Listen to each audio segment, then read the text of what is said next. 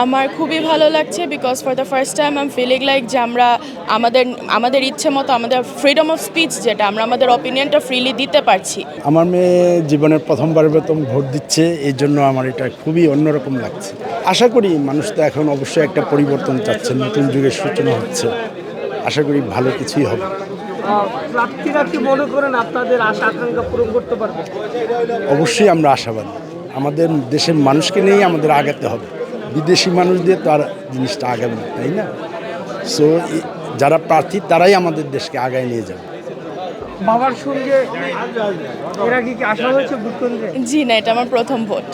আর কেমন লাগতেছে ভোট কেন্দ্রে এসে? বাংলাদেশের একমাত্র স্মার্ট সিটি বসুন্ধরা এখন আরো নিরাপদ, আধুনিকতায় আরো এক ধাপ এগিয়ে। আমার খুবই ভালো লাগছে because for the first time I am feeling like যে আমরা আমাদের ইচ্ছে মতো আমাদের ফ্রিডম অফ স্পিচ যেটা আমরা আমাদের অপিনিয়নটা ফ্রিলি দিতে পারছি।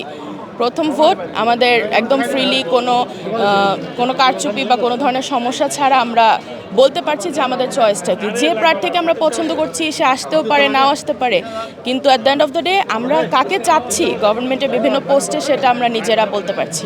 যদি বলি যে নির্বাচনটা মানে হচ্ছে, আমরা তো দিতে পারছি ভোট, আমরা কোনো ধরনের ভয় বা কোনো ধরনের বাহ্যিক চাপ ছাড়া আমরা আমাদের অপিনিয়নটা জানাতে পারছি। এই জিনিসটা ডক্টর ইউনূস এনশিওর করতে পেরেছেন, সো এটার জন্য he can receive a thanks. But বাকিটা কেমন হবে সেটা তো ভোটের ফলাফলের সাথেই আমরা ফলাফল হলে বলতে পারবো যে কেমন। নির্বাচিত যারা হবেন তাদের কাছে প্রত্যাশা অনেক কিছুই, বাট আপাতত সর্বপ্রথম দুর্নীতিমুক্ত দেশ, এই জিনিসটা সবার আগে দরকার, তাহলে বাকি সব এমনিতেও হবে।